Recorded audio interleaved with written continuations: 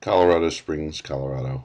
It was a remarkable group. 3 and 4 stars of every service gathered in a small auditorium at the Air Force Academy.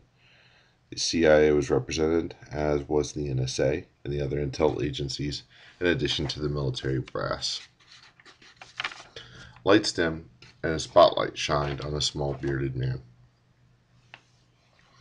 Thank you, distinguished guests, and welcome to the United States Air Force Academy. I'm Douglas Brizio, and I head the Strategic Energy Policy Group here at the Academy. We are part of the Defense Department, but we act completely independently of the administration or any branch of the military. We were chartered by Congress after the attacks on September 11, 2001, to offer new, and if necessary, contrary views on how best to ensure the security of the American energy supply and our position globally as it relates to the supply. In short, we are not restricted in what we advise, and in fact, we are encouraged to challenge the status quo. We might be the only place in government where this is true. The generals laughed.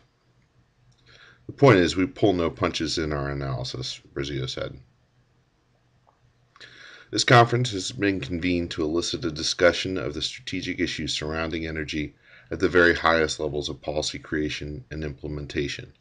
Today, it is our hope that new ideas will be entertained and discussed freely, perhaps more freely than they are discussed in Washington. Let me get right to the point. It is the opinion of the Strategic Energy Policy Group that the American reliance on fossil fuels is dangerous and quite possibly disastrous for the future of the United States. And I'm not talking about the effects of global warming at all, though these issues may be very real.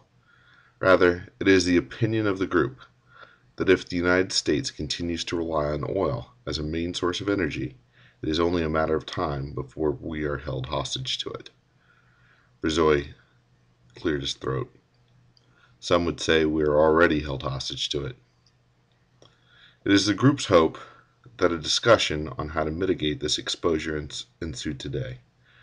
I have been asked to express the group's position on the subject, not as an expression of any official policy.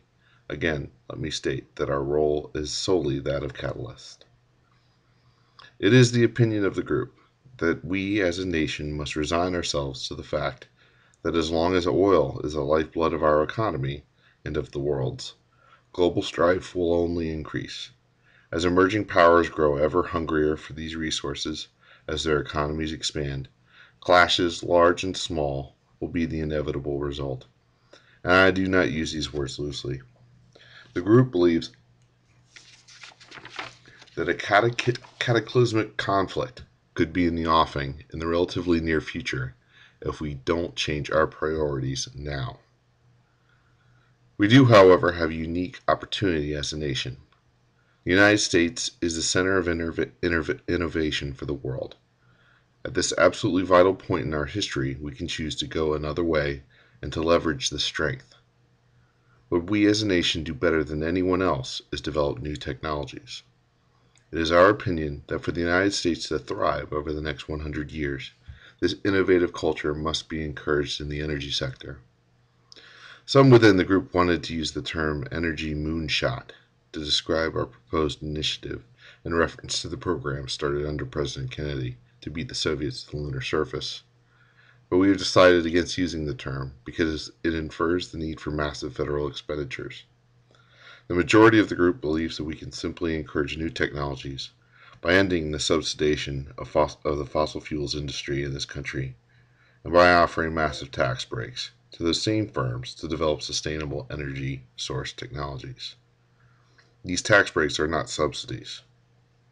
Essentially, we propose the liberalization of the energy sector in this country. It is our opinion that this is the fastest way to anything resembling energy independence. It is also the opinion of the group that if we as a nation continue to subsidize the oil industry and other areas of legacy energy, and to discourage innovation in the sector, we will one day soon wake up and be a country we no longer recognize. We will be a power nearly constantly at war, and one that is increasingly subject to the whims of the suppliers of an ever-decreasing source of oil. The generals stared at the professor.